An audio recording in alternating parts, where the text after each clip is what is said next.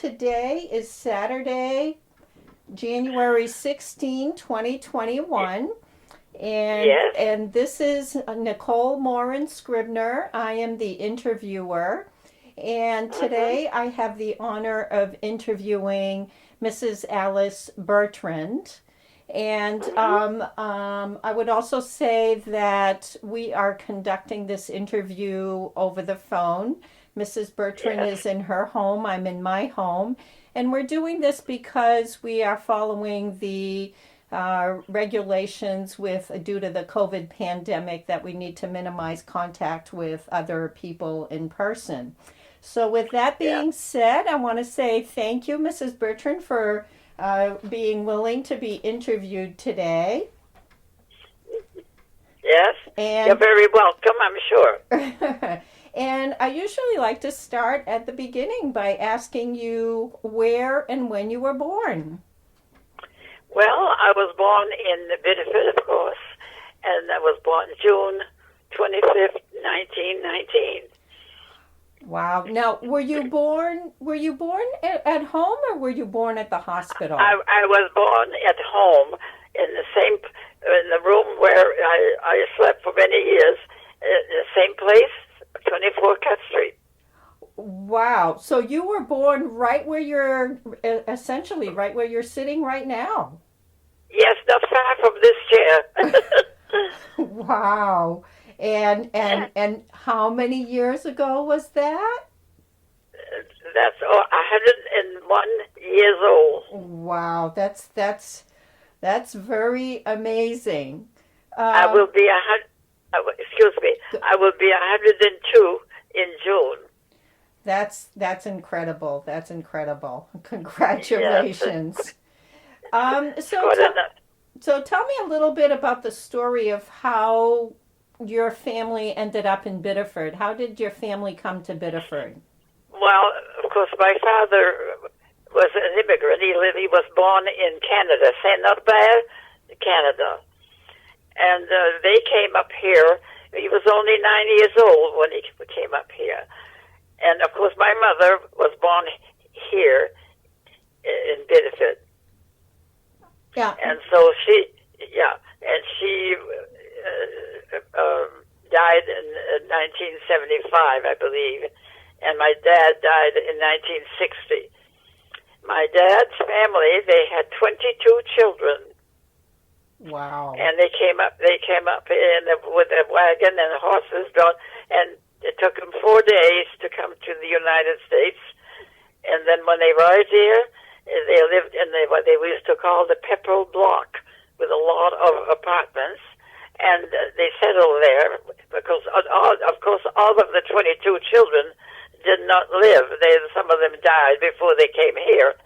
But my father started to work in the pepper mills when he was only 9 years old. In those days, there were no laws, about the children working when they were very young, not like they are today. They're protected today from that. My mother, well, she worked in my grandfather, in her father's grocery store that he opened in Camp Alice, which is now U.S. Restaurant. And that was the way they started life here in the United States. Then my father met my mother in the mills, and that's how they met each other and got married. Wow. There's a lot of history in all of that. Yes, Now, there is. There is a lot of history. And my mother continued working in the grocery store for my grandfather until she got married, of course. And then after that, and another thing that happened there is that I was 18 months old, and my mother was at the store working, and she always took me with her because there was no one to babysit the baby. And all of a sudden, I started running, and I ran into my mother's arms, and that's where I first started to walk. huh. Yeah. Over there at the store. At the store where U.S. Restaurant is today. Huh. Yeah. Wow. And of course, then later on, my grandfather opened another grocery store in the shipyard below York Hill. They used to call it the shipyard then. And he opened another grocery store. And then, of course, he died very young also. He was only 51 years old. But that's how they started life here in the United States. My mother was born here, but my father in Canada. Now, did your father tell you the reason why they ended up moving to Biddeford? Well, I think they all had big farms there in Canada, and I think it was getting too much work for some of them, and they felt that they wanted to make more money, and they found that in the United States there was one place they could perhaps earn a better living, and so they came up there to make more money and see what the world was here. Now, out of the 22 children, where was your father in the lineup? My father was I don't remember that, but I think when they came over here, there were only 5 uncles that came up here to live in the United States. I see. They didn't all stay here. They came, but they didn't like it as much as the farming, and so they went back to Canada. So some went back and some stayed? Some, yes, right. So did you get to know your father's parents? Oh yes, my grandmother Cody. Not my grandfather though, because he died before. No, but I knew my grandmother, a tall, beautiful woman. Yes, very nice, and she took care of us, the children that came up with them, and she stayed here. She died here in the United States. I see. Now, what's your father's name? My father's name was Alphonse Cote. Aha. Now, I think you told me he had a nickname. Yeah, yes, well, as I said, when he started working, I don't know why they did that. They never called him Alphonse. They nicknamed Jack. And that stayed with him until he died. Everybody called him Jack. Very few called him Alphonse. Huh. And so, yeah. Did your father, if he started working at the mill when he was 9, did he ever tell you what it was like as a 9-year-old to work at the pepperell? It was not very nice because they did not treat the children in a very nice way, because they were adults, and there were no laws, helping them out. So they did anything they wanted with them. They hollered, they screamed, they kicked, whatever. If they didn't think the children did the work properly, the way they wanted them to do it, well, then they just did what they wanted with them. Yes, but they had to work, because otherwise they would have had to go back to Canada, and so they didn't want that, and so they did what they were told. Did he have a chance to go to school?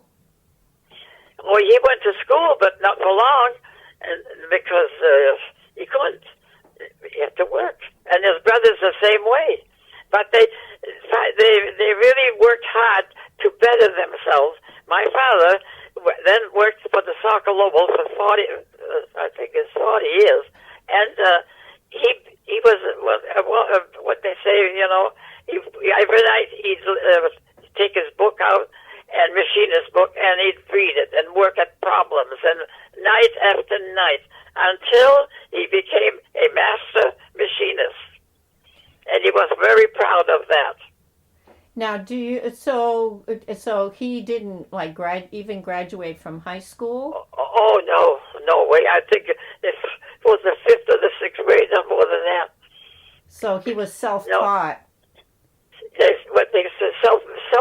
What they call it, self-made man or something. Uh-huh. They have a nickname for it.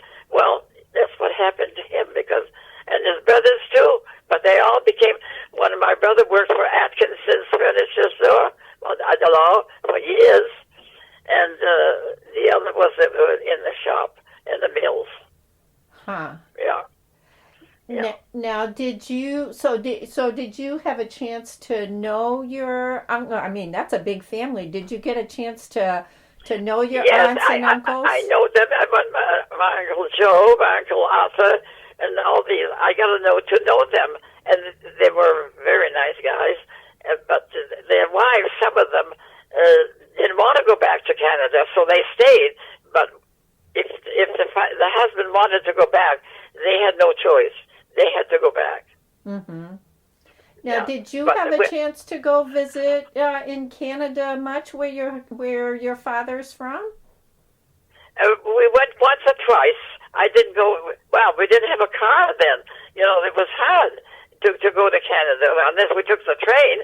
But otherwise, when I grew up, we never had a car to travel back and forth from Canada back to here or in Biddeford because nobody had cars then. Very few people. Hmm. Yeah, and so they didn't either. So they couldn't come here and visit. They came once a year, once in a while, not too often. Yeah. Huh. And the ones who stayed here, though, we visited. We went to visit them, and at Christmas we got together and all that. But besides that, no. There was no way of communicating with them. And the phone, same way. No phones. In the 1800s, people didn't have all those things. Wow.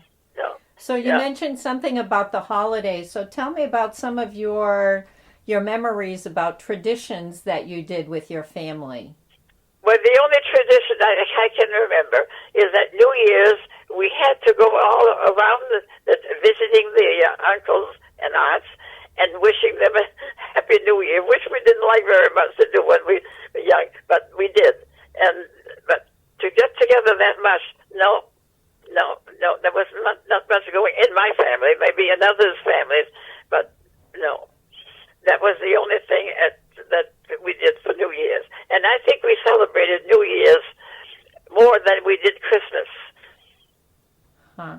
at Now, that time. what church did you go to? I went to St. Joseph's Church. I went to St. Joseph's School, and I graduated from St. Joseph's School, also high school. Huh. Now, as a family, when you were young, were there any special events at the church? What role did the church play? I tell you what I did. With my mother sang at St. Joseph's just for 45 years. She had a beautiful soprano voice. If she had lived long enough, and when she was younger, she could have gone and have taken lessons, and she could have sang really professionally because she really sang beautifully. And we went to St. Joseph's Church, of course, and she sang, and I played the organ for quite a while. I got all my degrees from the Laval University in Quebec for music, but I wanted to go to Boston to study some more, but my parents didn't have the money, so I couldn't do it. And so that's where we celebrated at home as much as we could. I always had they call it réveillon in French, and got together and enjoy the Christmas holidays that way. And but my greatest thrill, and I think I told you that before, I was the accompanist for all of Monseigneur Leflam's birthdays. And we used to have the birthday party out there, celebration at the City Theater because we didn't have no parish hall then. And of course, they had a nice stage there and everything. And my greatest thrill as an accompanist was to accompany the symphony orchestra. We played the whole length of the Blue Danube. And I was the piano accompanist. And on the stage, there were some couples dancing to that music, and the men dressed with tuxedos, and the ladies with beautiful gowns. It was the most beautiful thing I had ever seen then. It was great. I enjoyed that so much, and today it's one of the memories that I cherish. Wow. How old were you when that event occurred? I was at that time. I was maybe 20, 21 years old. Huh. When did you start playing the piano? Oh my goodness! I studied music for 18 years with the nuns at St. Joseph's Convent. Yes, well, Maybe Elizabeth was my teacher for many years. She was here a long time, and she was my teacher. And I studied for 18 years, a lot of practice, 3 hours a day. So you had a piano in your home? I was home, yeah. My mother got me a second-hand piano when I first started. We didn't have a piano, so when she got me a second-hand, I studied and played on that piano to win my degrees. Wow. To get them. Yeah, and so that was that. I often think about that. She sacrificed a lot to give me that education of music because she had to pay for that, and so it was very nice. And I cherish that. I sit here sometimes and I think, and I see myself accompany, to something, for me.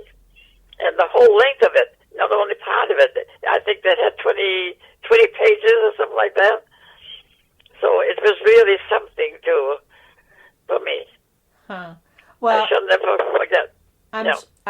I think I shared with you that in preparation for this interview, I was able to find some newspaper clippings, and there was literally dozens and dozens of them where there were all kinds of events taking place, everything from the nurses at Troll Hospital having a graduation oh my God, yes. and you were playing the piano.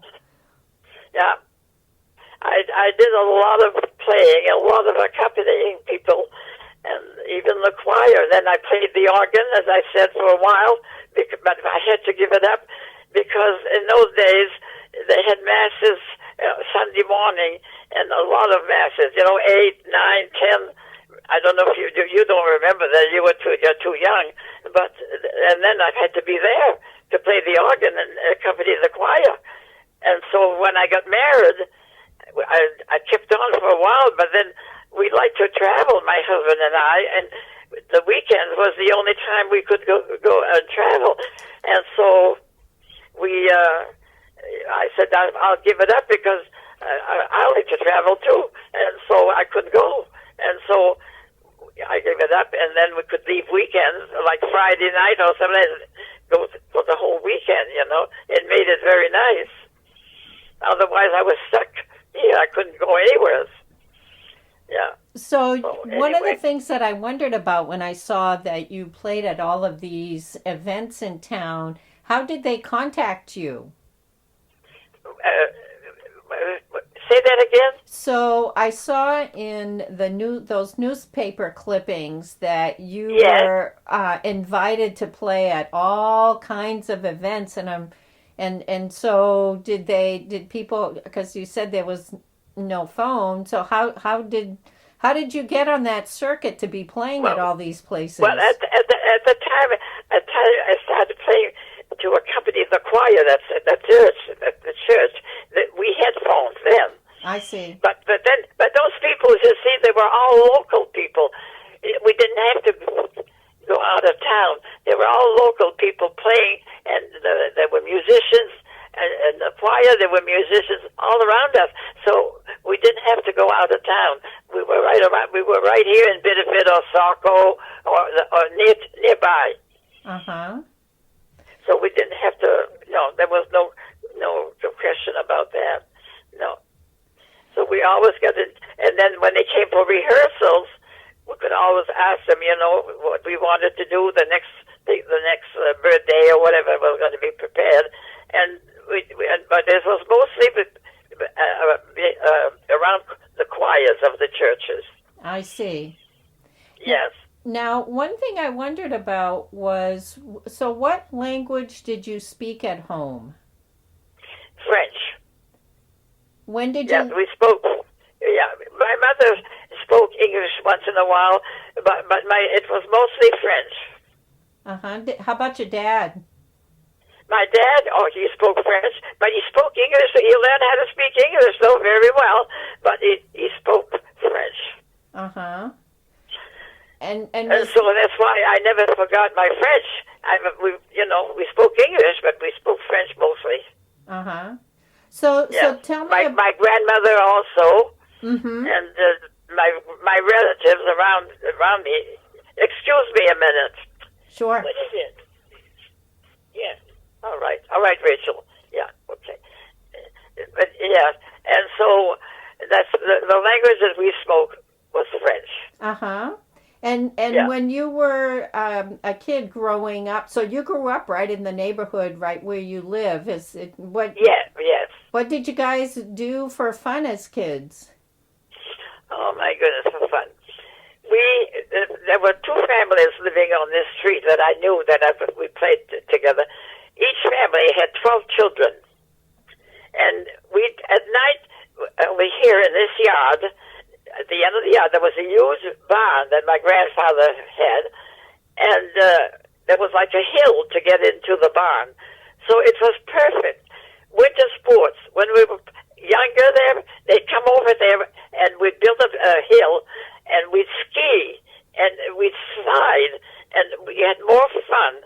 It was, 24 children. We had more fun, honestly. It was great. And then in the summer, on Bradford Street there, where they call it the Ten Commandments, the houses are all the same. The houses were not built then there.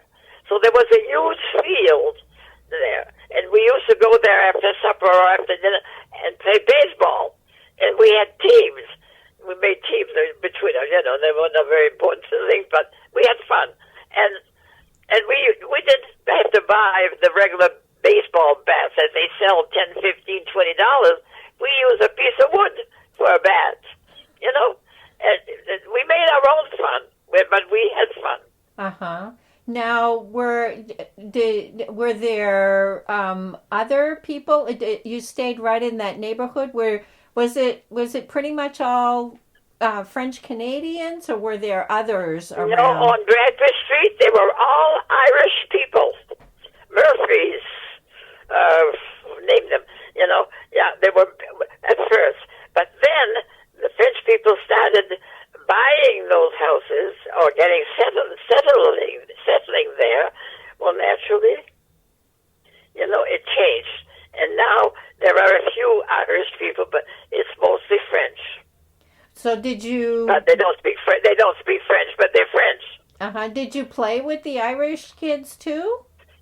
Yeah, well, when my father came over here from Canada, they were not accepted by the Irish people. The Irish people didn't like the French. That's why we got the name Frog. Uh-huh. And so, after a while, when they grew up, the Irish fellas married a French girl, or a French girl married an Irish guy, and they got a mixture. And now they all get along together. Mm-hmm. But that was the way it was, because my mother talked to me about that an awful lot. They were not accepted. No. My father, the Canadians. Uh-huh. Yeah. That's why the boys, when they worked in the mill, they were not treated nicely sometimes. Uh-huh. Especially if they were Irish and French-Canadian boys, they didn't get along. Just like they do today with the immigrants. They don't get along either, so it was something similar. Now, That is, not the same way, but... Now, I've heard some stories about Kkk activity in Biddeford. Were you aware of that?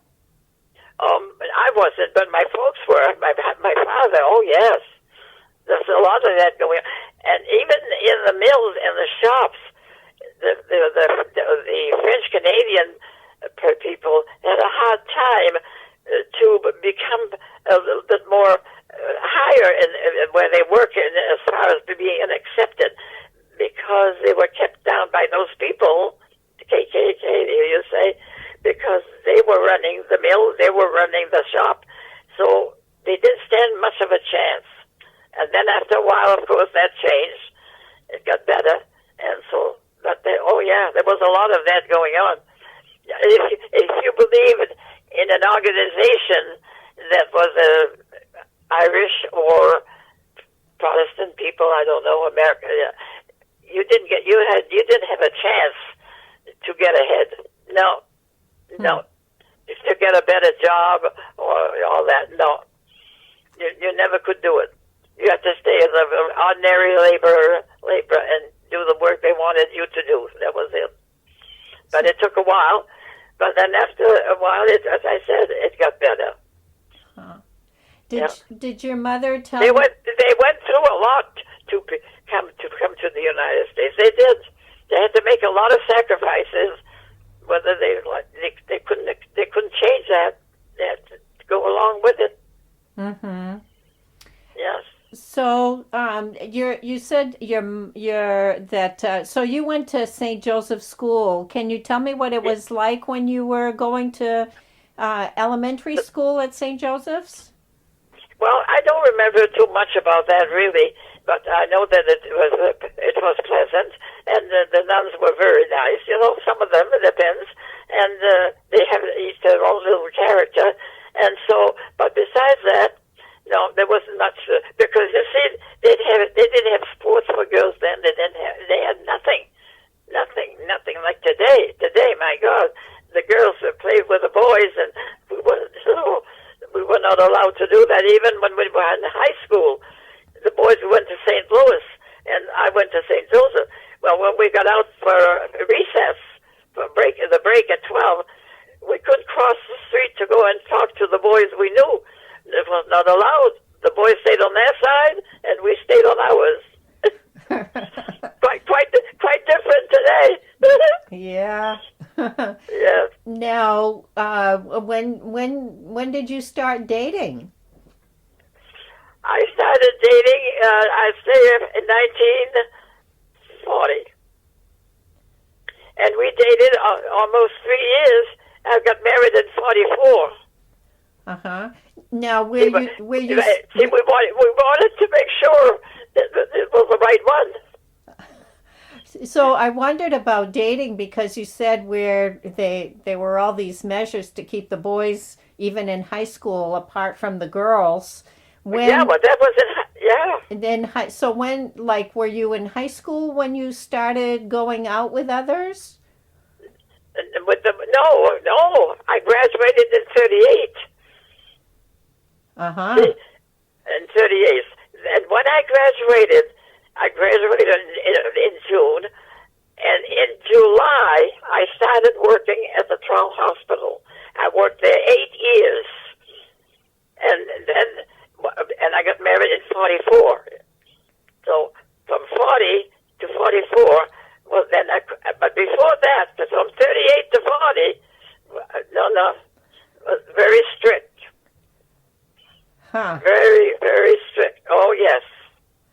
Were there dances or? My father used to tell me, you can't have boyfriends and go to school at the same time. I remember that. No, you can't do both. Huh. So today I'm pleased because he was right. I guess I don't know that I finished my high school. I finished my music, which is something I'm very pleased for. Uh-huh. And they worked hard to give me that because the money was not. The wages were not high as they are today. No, they didn't have much money, so they did very well. I imagine they must have sacrificed a lot. Now, so tell me about when you graduated from high school. So you went to Quebec for music college? No, the nun that is Elizabeth, she got all the what she needed for that, and we kept on, and we could communicate with them, and she did more than I did.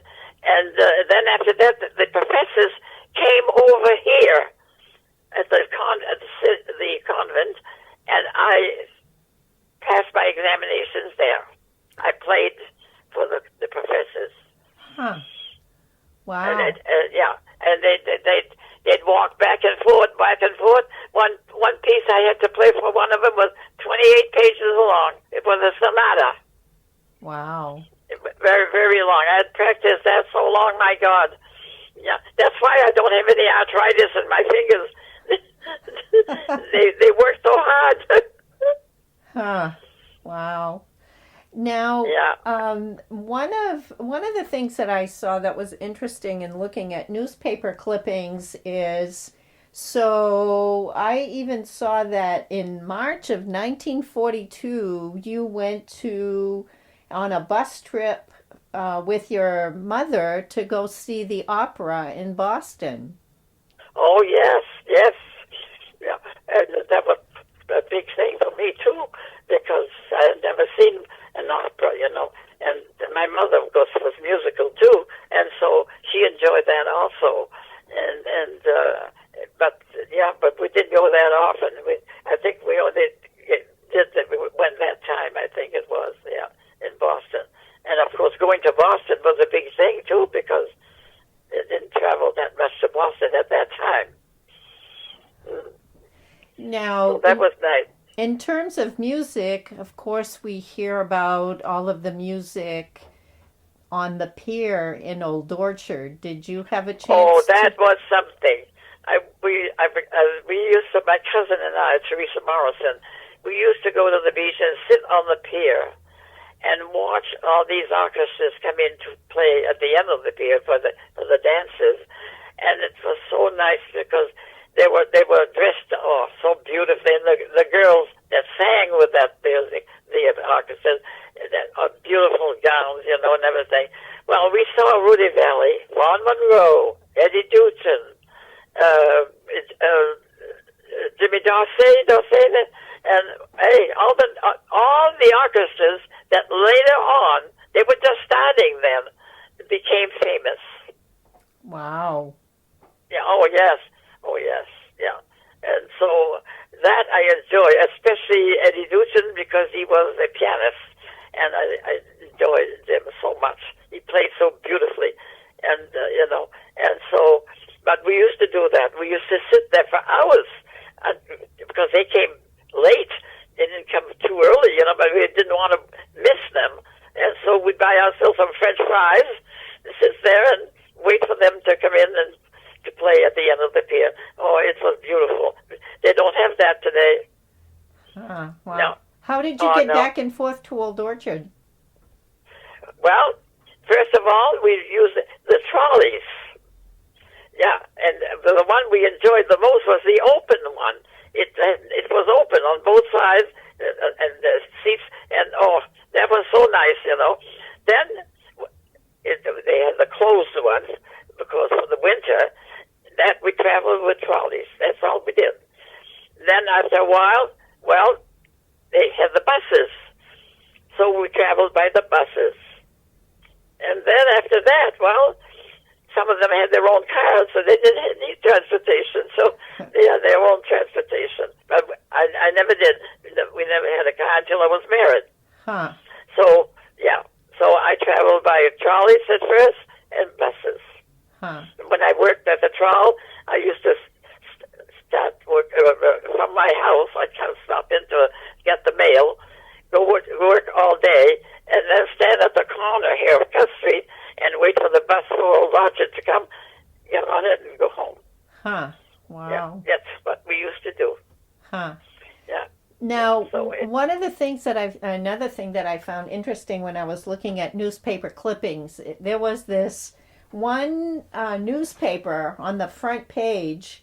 I think this was January 1942, and they had this big article about it was the inauguration for Mayor Papaloja, and Yes. and in the article on the front page was, as part of that big ceremony, you were the one who was playing the piano as part of that big ceremony. Yes. So what do you remember about Papaloja? We hear his name a Oh, lot. my God. He was quite a man, I tell you. He was elected quite a few times. And I don't know, I can't remember how many times he was mayor, but oh, my God. He was the boss. I tell you, they were all scared of him. Oh, the people, really, he was the ruler, I tell you. What he said went. and they didn't dare to criticize him or find fault with him. Oh, no. And so, what was so funny sometimes, I never forgot that, but maybe you don't want to put that in your article, but when we had banquets, he had false feet. And, of course, he had to make a speech, after. So he'd stand up. He'd take off his false feet and put them on the table because he could talk better without them. And for us teenagers, it was a riot, to see him take off his false feet so he could talk better. Oh my God! But he didn't mind. Didn't bother him. Whatever he wanted to do, he did. Huh. Oh yes, he was the ruler. He was the boss. Oh yeah. You remind me of, I can't remember now, but oh my God, yes. Yeah. So if he had that kind of reputation, how did you feel about playing at that big ceremony for him? Oh, I didn't care. For me, it was my music, and it had to be perfect, and that was it. I didn't care what he did. He could do what he wanted, but it struck us funny every time. It happened every time. He'd take off his false teeth, put them on the table, and no matter who was there, the Pope would have been there. It didn't matter. Oh yeah, he was quite a guy. Huh. And but the people liked him in a way because they didn't boss him around. He was the boss. Mm-hmm. And politically, I guess it didn't matter to him. He was elected, I think, 3 or 4 times at least. I think, and people loved the way he ran the city. I guess so. Huh. Yeah. Now, talking about the city, what is your recollection of like what Main Street was like? Oh my God, Main Street. Every time I go down Main Street now, or I ride mostly, and I look at the way it's pitiful. We had such beautiful, every Friday night, all the people here in Biddeford would dress up and go down Main Street and do their shopping, meet their friends. There were so many people on the Main Street, honestly, you'd bump into each other. It was the night that everybody went out and we talked with our friends, and, it was nice. And the beautiful stores, Nichols, Butler, Kresge's, Woolworths, Fishman, and 2 grocery stores beside that, A&P, and the other name, I can't remember. There were Jewish people running it, but anyway, and the City Theater, of course. It was beautiful. But today, it's a ghost town, and all we have is restaurants. Well, restaurants are nice, but you can't go buy clothes or shoes. We could buy anything then on the Main Street. The Boston shoe store, beautiful.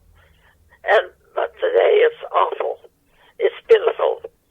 Yeah, all they have is arts and crafts shops. Well, arts and crafts shops are nice too. I'm not against that. But what can you buy? You don't always have to buy gifts or things like that. Those stores are mostly to buy gifts or special things. But they're not. No. I don't think Main Street will ever be the same again. Mm-hmm. I don't think so. No, because they don't work at bringing in better stores. I realize today, of course, there's so many cars. They need the parking area for the cars. Well, they say they're going to build a garage. They haven't started yet. I don't know when. But again, you see, if there's no stores, it'll be only for the people who live in apartments on Main Street to have a place for their cars. Otherwise, there's nothing going on there. Mm-hmm. And of course, in the big stores like Walmart, there's plenty of space to park, and everything is there. You can buy anything you need as far as food, and you don't have to move around. But I used to love that. Going out on Friday nights, that was the night that everybody went out to do their shopping for the week. Uh-huh. Yeah. And we made our friends, and it was nice. We went like Peter Victor's. There was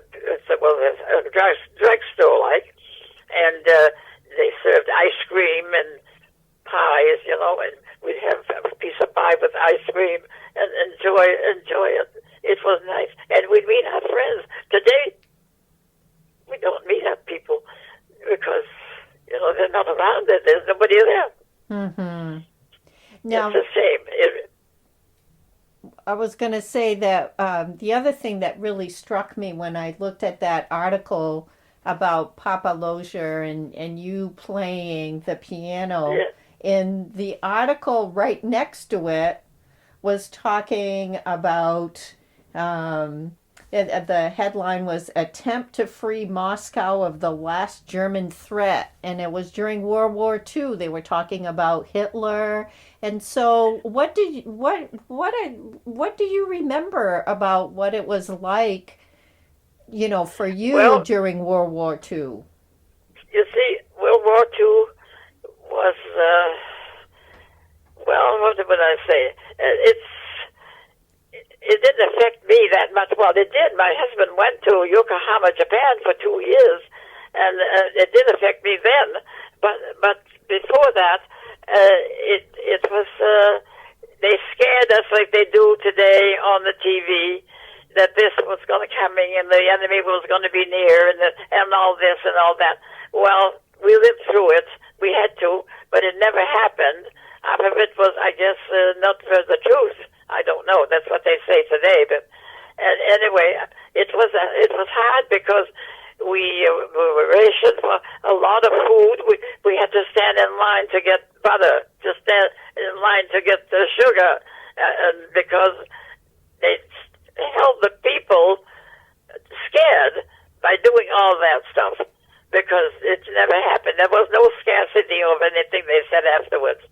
Now, my mother knit sweaters for the Red Cross all through the war, and beautiful sweaters. My mother and my grandmother, and they bring in huge boxes of yarn, and they use that yarn to knit the sweaters.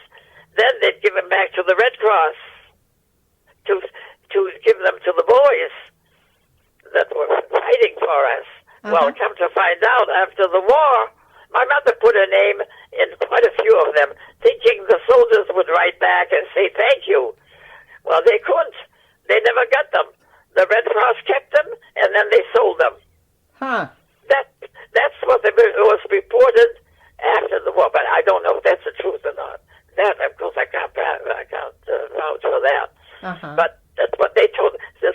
Apparently, the soldiers never. It seems to me, like my mother used to say, one of them would have, written and said thank you. Uh-huh. But they never did, and so that's why they said they never got them. It was the Red Cross sold them. So I don't know. That's something I don't know. I would dare maybe print that because it's maybe not the truth. I don't know. You have to make sure you have all the facts before you judge.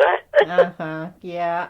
Well, yes. The other thing that I found when I was reading newspaper articles is that there was so much that was put in the newspaper, everything from, Susie's having a birthday party, and they listed everybody who went and even who was invited and didn't show up. And I saw in there was an article about you and a friend spending a couple of weeks in Old Orchard or on the beach or something. Oh, yes, we did. Yes, my friend Jeanette Brunel, we spent a couple of weeks there. Yeah, how did they get that information? How did the newspaper get that information? I don't know. It's not us that gave it to them because we didn't even know how to do that in those days. But I don't know. Maybe the people who own the place, that rented the rooms. We had to rent a room at the. Oh my God, what was her name? I knew her, the woman that ran that place, and I can't remember now. But anyway, and we were on vacation at the same time. Jeanette worked at the bank. She was a teller at the benefit savings, and I was working at the 12. And we rented a room for a couple of weeks, and that was a week, I guess it was. And but I don't know how they got that information because it's not from us. Because I thought it had to be the reporter that went around and asked questions of the ones that owned the places, like the hotels, and found out who went there. I don't know. Huh. And I also wondered where the newspaper was in English, and if your family spoke mostly French, were they able to, like, did they get the newspaper? Did they read the newspaper? Oh yes, oh yeah, oh yeah. The journal, we got the journal every day, and my mother spoke beautiful French, but she also spoke beautiful English. Okay. Oh my God, yes, yeah, both languages. My father, he spoke English too, not bad at all, but he spoke French too, of course. But they learned as they went along, and it's like the Korean. One of my cousin's sons, he married a Korean girl during the war, and so he brought her back here. And when she came back here, I had to teach her how to speak English. She didn't speak a word of English, and I don't know if she understood too much either. And so, but in no time, those people, they work hard at it, and first thing you knew, she did very well. She could get along, get what she wanted, and be understood. And so she learned English, and then after a while, but I admire those people. They never let go of their language. They spoke it just the same. They spoke English, but they spoke their language. Wow. They never abandoned it, never. Mm-hmm. And I thought that was very nice of them, because their ancestors, the grandmothers and the grandfathers, when they met, they could speak English, and so they had to communicate with them with their own language. Uh-huh. Yeah. So that was nice of them, to do that.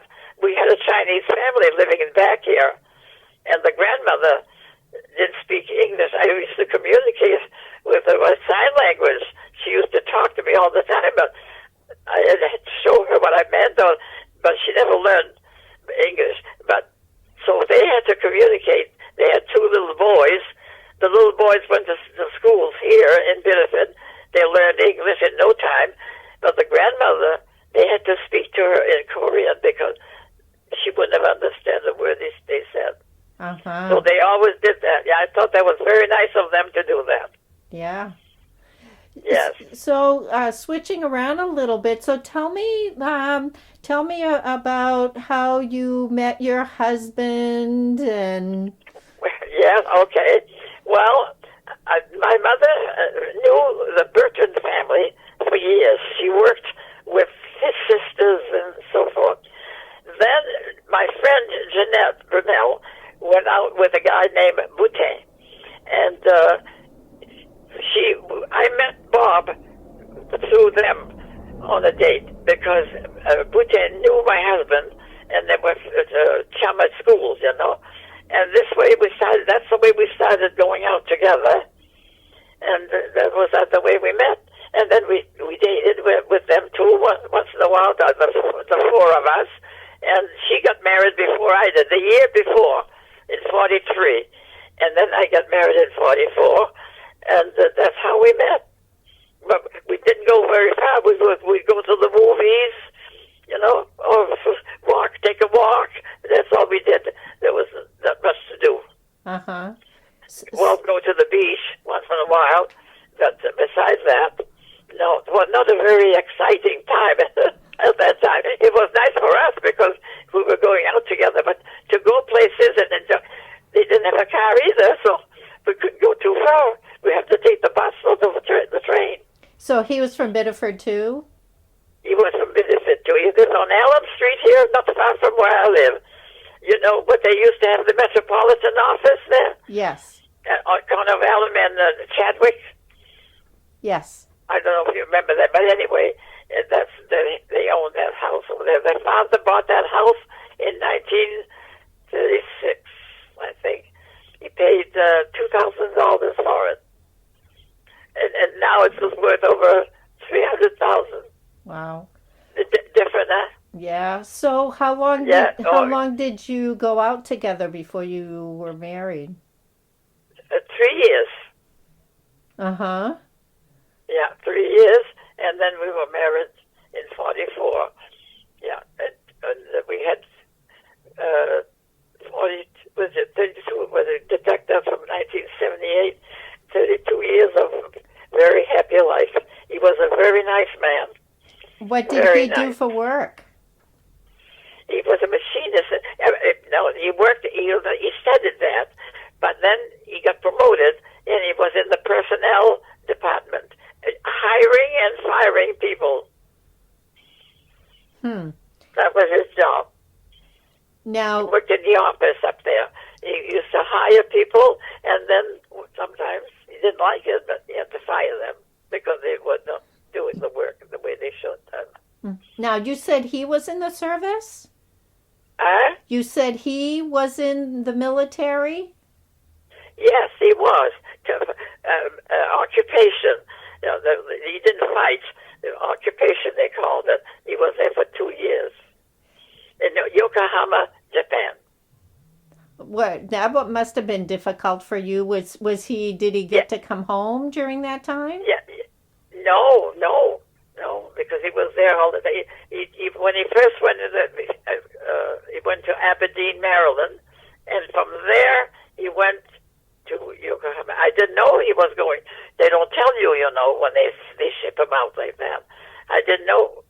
No, my brother-in-law brought me to Boston to see him go to get wherever he was going, but I didn't know. All the boys were parading in front of us.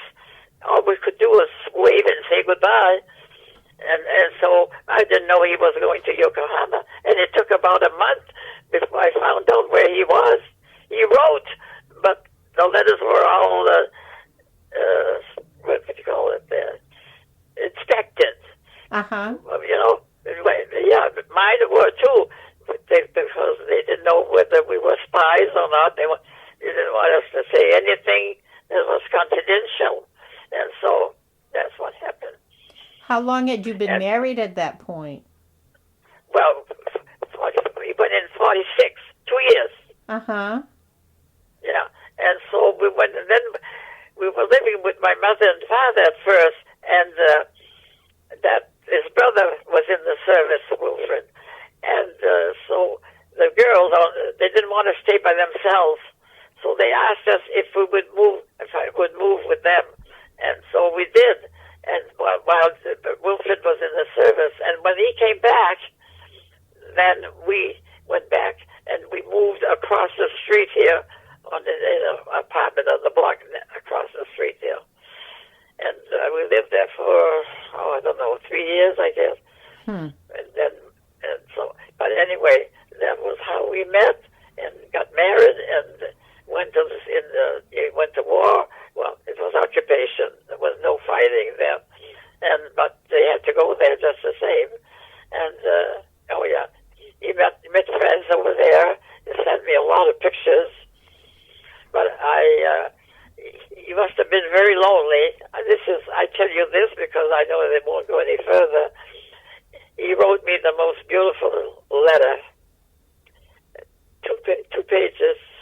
I still have it, but I'm going to destroy it because it's very personal, and I don't want anybody to read it, Mm-hmm. But I always kept it all these years, and once in a while I read it. But now I can't. So I can't see it well enough to read it. So there's no sense in keeping it. So I'm just going to cut it up and throw it away. Wow. Yeah. That must have been very emotional when he made it back home. Yes, it was. It was. Oh, my God. You have no idea. Because no matter if it's occupation, there's always some fighting go on, They can get killed just the same. You never know. Yeah. So. And after being separated for that amount of time, that must have been a very welcome homecoming. Oh my God, yes. And all the family got together, we celebrated, of course, and it was very, very nice, Yeah, oh yes. Wow. But I wish, you could have met him, because Rachel, she knew him here, and she said, he was a very nice man. Very quiet. He loved to read. He was very knowledgeable about all the things that were going around, and really never argued. Never stop me from doing what I wanted to do. If you want to do it, go ahead and do it. It's fine with me. If there was a problem, well, let's sit down and let's talk it over. See what's going to happen. I used to work a lot with him in the cellar. He used to build furniture and things. But what happened was very nice. I told you about the slave. You brought it over. We used to work down cellar for hours, building furniture, for sometimes beds and chests and all kinds of stuff for the kids. Well, that's a good segue. So tell me about your working life. So I know that you worked as a bookkeeper at Trull after you graduated from high school. Yes. And then you made a switch at some point. Well, then we were married from 44, and I was working there before. But in 46 or 47, I asked for a raise, and I was the only bookkeeper there, the only girl working in the office. I had 40 employees for payroll, and besides that, all that was going on, then I used to have to take dictation from the doctors and to write the letters for them sometimes. There was no one else. Not like today. Today they have a nurse for this, a nurse for that. When I look at that, I say to myself, my God, they've got a lot of help, which they need more, I imagine, today. I don't doubt it. But anyway, I asked for a raise, and, they didn't want to at first. Then they discussed it. And Dr. Hill Sr. wanted, but he was not the only one there to decide. And so anyway, I says, well, then the work was piling up. Paperwork. It was awful. It was getting worse. You know how it is today. There's paperwork for everything. All right. Well, that was too much for me. I said, I'm not going to do that. No. So then I said, well, too bad. I'm going. So I left my job. And the girl that took over, she had 3 girls helping her. Besides, she couldn't do it alone. And so anyway, that was okay by me. Sometimes I didn't bother about that. And so then I went to teaching. Father, what was it? He called me. I don't know how come, but he called me. And he says, we need a teacher. He says, do you think you'd be interested? Well, I said, yeah. I said, maybe. So I went to teaching. $2 a day. $2 a day. Yeah. That's all they paid them. And then after that, of course, Monsieur Levy was the pastor. He had to go up because they made it. He had to. They obliged him to do it. And so he went up to a little bit more. Then after that, it kept going up. But then we had to move to Andover because the Sokolov closed, the pepper mills closed. There was no work here. So my husband found a job in Andover, Massachusetts, Raytheon. You probably heard about that place, I don't know. So we moved up there. I loved it up there. And I started, the first day we moved, I went to see the pastor, and I asked him if he needed a teacher. He says, yes. Well, he says, go see the nuns, and if it's all right with them, it's all right with me. So I went to see the nuns, and they said, fine. So I taught there for 8 years, and I loved it. And I loved the place where we lived, and the people, they were very, very nice. What grade? And what grade were you teaching? In 4th grade. Uh-huh. Yeah. Over here at St. Joseph's were the first graders. But over there was when I applied for the job, I applied for the 1st grade, but there was a lady there that was teaching before me, and I guess she was very friendly with the nuns, and they didn't want to disappoint her, so she was used to teaching the 1st grade, and she didn't want to teach the 4th graders. So they asked me if I'd switch with her. I said, all right, I'll try. And I kept teaching the 4th grade the rest of the time. And so the kids were nice. That's teachers are very nice too. Yeah, I think it's the worst grade to teach is when they're a little older. More discipline is needed, you know. Mm-hmm. But if you start by telling them that you won't stand for anything, if you get them under control, the first week of teaching, if you don't, the teacher is no, she'll never get the discipline back. You have to be firm, not mean, but firm, and you know, tell them that that's what you expected of them, and it worked. So you liked it at Yeah. Andover, but what brought you back to Biddeford? Well, we came to Biddeford because my mother had a stroke, and I was the only one to take care of her. I'm an only child. So my husband said, we'll move back to Biddeford, Alice, and says we'll take care of her. So I said, okay. So I came back by myself. You know, people, you know, the rumors, it's funny how it goes. So anyway, I came back to Biddeford by myself to look for a place to live, a rent. And he kept working at Raytheon. Of course, he had to. We needed the money to live. All right. Well, one of my sisters-in-law said, you know, I think there's something wrong with their marriage. I think they're going to divorce. And all that business, you know. And all the time I was just here looking for a rent. Huh. You know, they make their own, I don't know. Uh-huh. I won't say it, but anyway. Anyway, I came back, and I found a rent on Taylor Street. Mrs. Letellier. It won't a big name. Nice lady, elderly. And so we moved there. And I moved my mother with us over there because she couldn't stay here alone. But she rented the rent to Mr. and Mrs. Renouf. He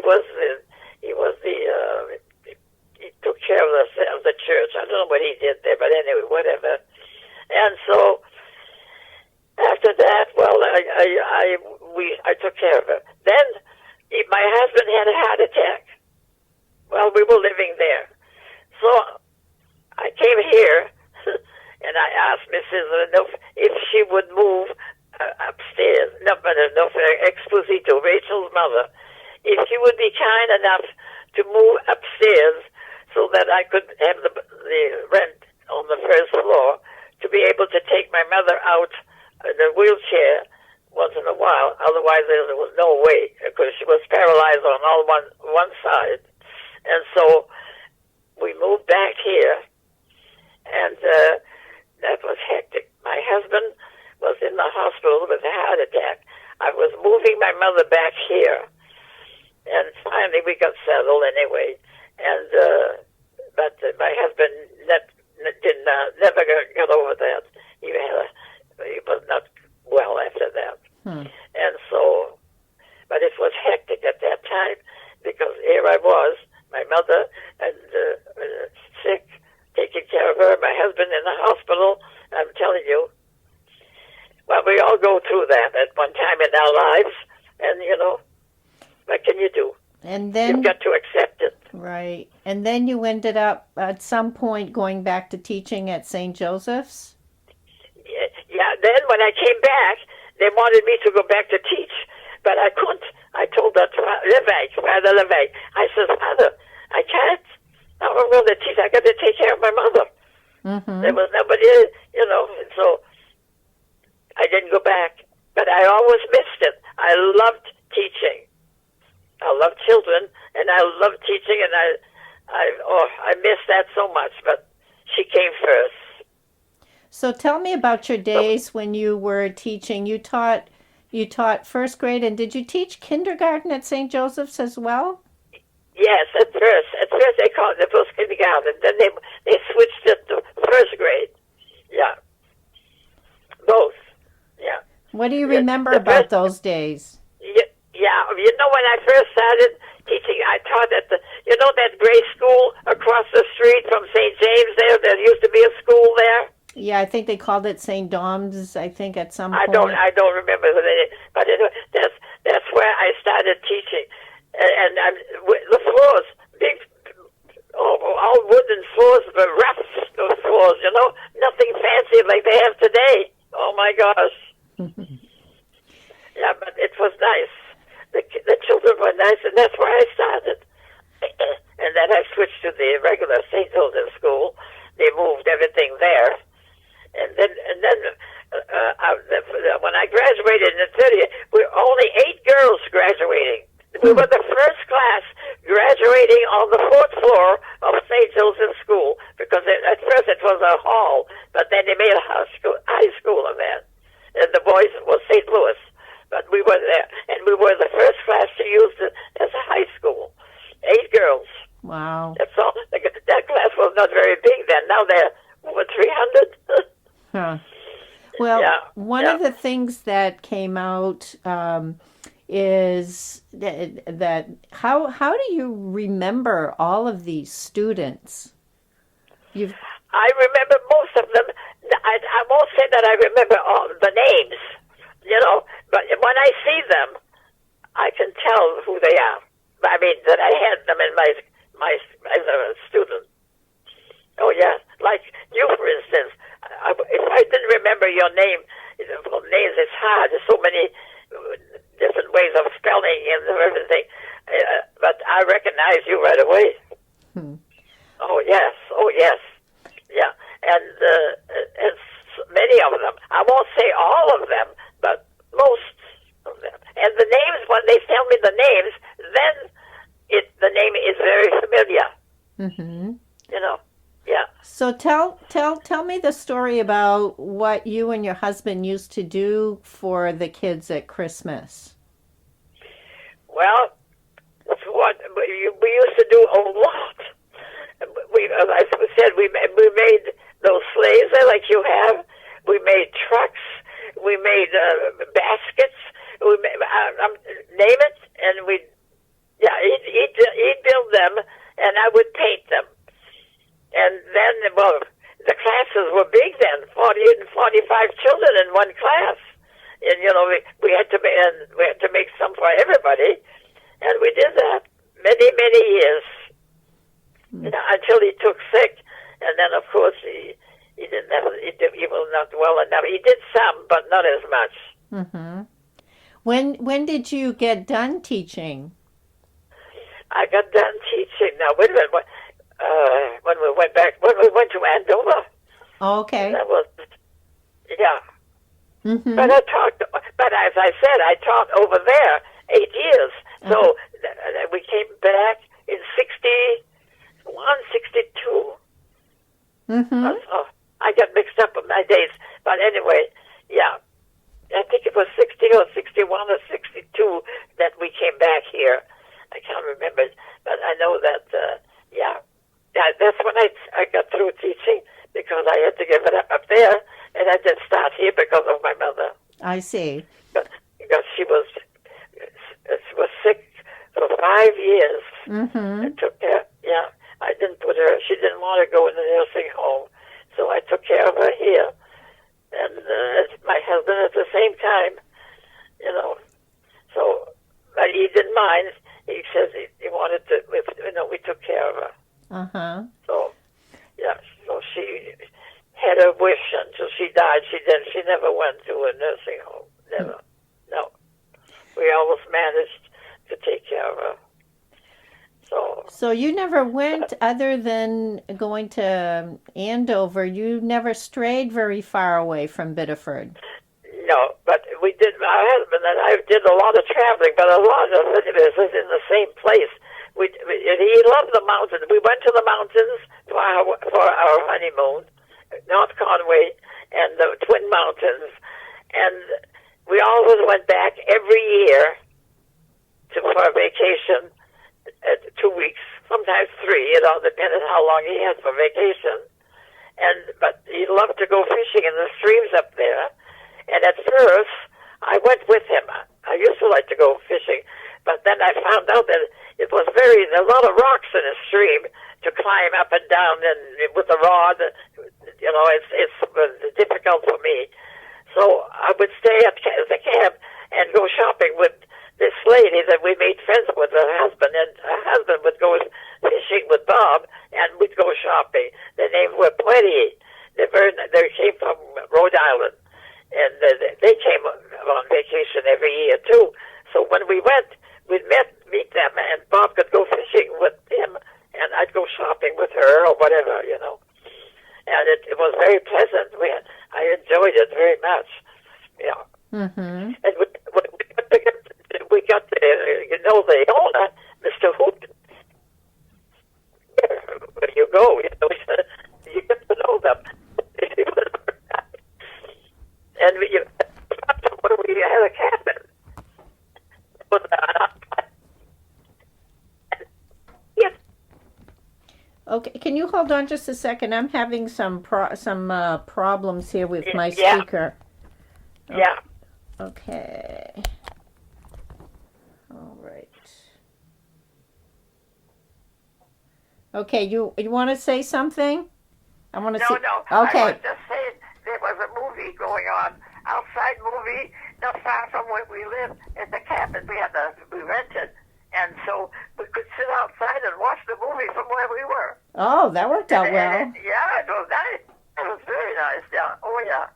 Yeah. So anyway, yeah. Let's see. Something I wanted to ask you is it's pretty amazing that, of course, you know, we're in a pandemic right now with the virus. And the last time that occurred was in 1918. Now, you were born like a year after that. Did your parents ever talk about the pandemic? No, they never said that. They were not taken away of things closing, although a lot of people lost their boys. The family next door here, they were in the service, and they died, 3 of them they lost. And well, I don't know what they called it. With pandemic, I don't know. Not then, I guess. But anyway, they lost it. They called it influenza. Yeah. Influenza in those days. My mother used to talk about that, and she says we were very lucky they didn't have it, and my father didn't have it either, but he was in the service at that time, 1918, and one of his friends, buddies, they were ready to get on the boat, and my father, they examined them, I guess, right then and there, and my father didn't pass because he had a punctured eardrum, and something wrong with his foot, and they didn't accept him for that because I guess he couldn't hear very well, and the way he walked or something at that time. That got better, but yeah, and so, but the other boy went, and Kyle, and the one I was telling you had 12 children there, but he came back. He didn't get shot at. He didn't get killed. So he came back, but it was sad in those days, you know. Oh yeah, life was not very, very nice in those days. There was a lot of things happening. Well, another. I can't remember all of them because I was born. They got married in 1918, and I was born in 1919, so I was just a baby then. Right. Now, what about the Depression? What are your memories of living through that? Oh my God, the Depression. I remember that though. Oh yes, yes, yes. My father didn't have work, for one thing. Then he found work on the railroad tracks. They used to lay down the boards, the beams that the rails where they go on to. I don't know what they call them, but anyway. And he'd come home, and he had to wear big boots, and his feet and his hands full of blisters from working. So he was not used to doing that kind of work, and that was hard work. And especially in the summer when it's really hot and you're working on those tracks out in the sun, it's not a pleasant thing. Well, he worked there for quite a while, and until he started working at the soccer local. And that was very hard. And then, well, the food, we had to go and get it. Sometimes as I said, we'd stand in line for hours. And then when we get at the end of the line, oops, I'm sorry, we're all out of butter. Not today, you come tomorrow. So we had to come back and be satisfied with that answer. And that was not very pleasant. No. Wow. No.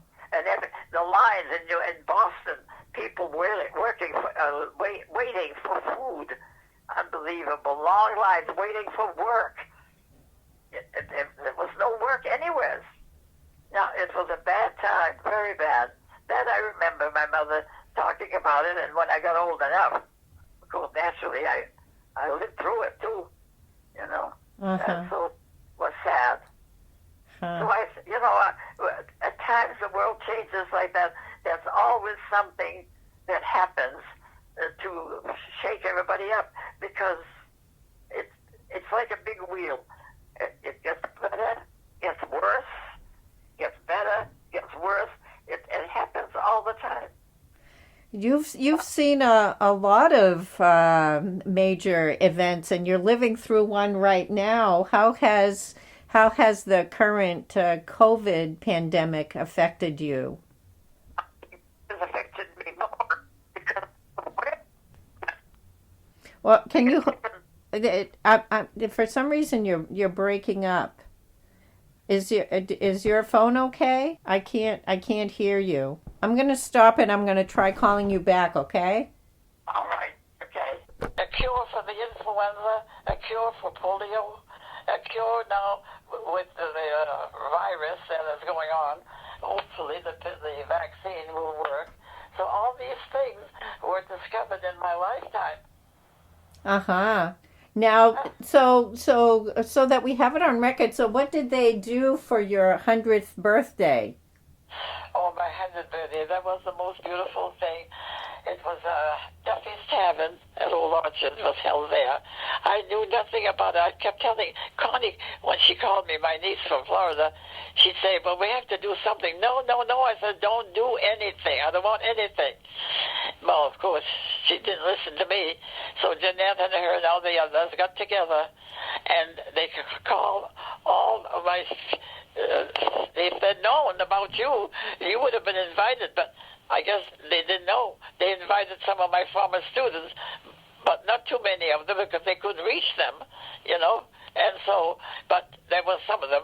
There was 85 people in that room. It was beautiful. And I met about some friends that had lived here before in the Reds and everything. And, but when I walked up the steps to go there, I was supposed to have dinner with Connie, my niece from Florida, and a few others. That was it.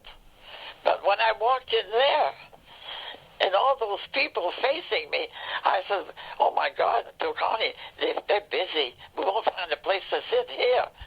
And all the time it was for me. So that was a nice surprise, very, very nice. And of course I went around and greeted each and every one of them, and I met some of my former students, but there were just a few. They couldn't reach all of them. They tried. But you see, people move around more today, and so it's hard to reach them. But they tried. But I got a lot of Christmas cards.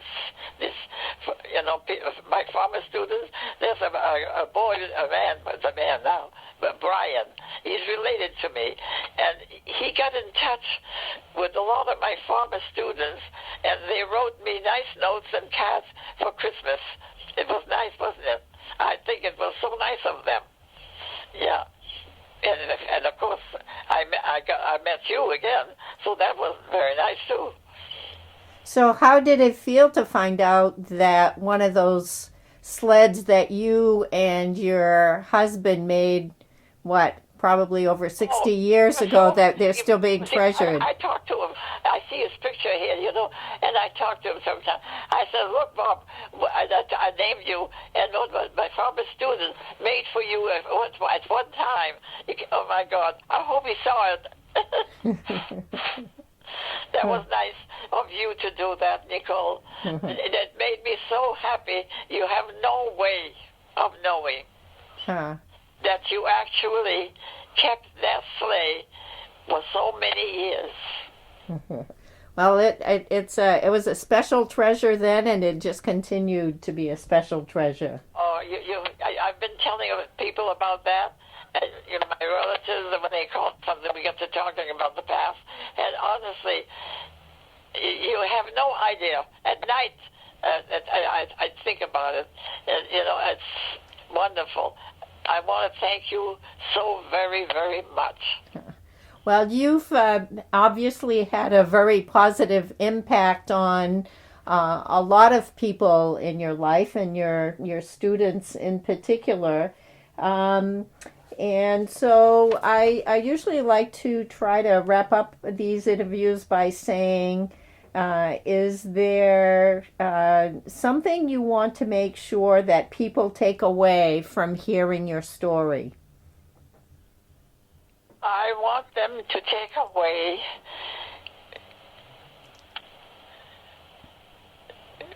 during their lifetime to make beautiful memories and to keep close to your family.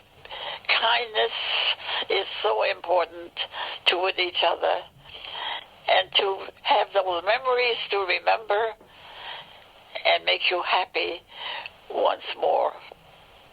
I think that's what they should do, not fight, not argue, not keep away from each other. Be as close as you can as a family. Life is very short, and if you don't do that, you cannot recapture it unless you've done it during your lifetime. That's a very important message. Yes, it is. I think it is, and I've lived with that all my life. My mother used to say, and even if you find fault with somebody you don't know, my mother used to say, don't judge until you know the facts. Important message, still very relevant today. Yes. They're so many family. And another thing, too, don't blame the children to what happens to the adults, the wife, when they get divorced or something like that. It breaks up the families. They blame the children. They blame this one. They blame that. Don't blame the children. The children have nothing to do with your arguments or your anger towards each other. You are the one that has to make it better, not the child. Is there anything else that you wanted to share with people that maybe didn't come out because I didn't ask the right question? I can't think. I did. You asked some beautiful questions, and I'm glad you did because it made me remember, But I don't believe there is anything else. The only thing really important is my music. Don't forget that for me. It's the organ and the piano, my music, and of course my education too, and teaching was one I can never forget. I love it, and I still love it today. If I was able to do it, I would do it again. But that's not possible. We know that. And so, but besides that, I can't, nothing else, I guess. Okay. Well, I'm going to stop recording, and but stay on the line for just a minute. And again, on behalf of everyone and who will listen to this interview and your students, and just thank you for taking the time to share these memories with us. Well, thank you, and I enjoyed it very much. Okay.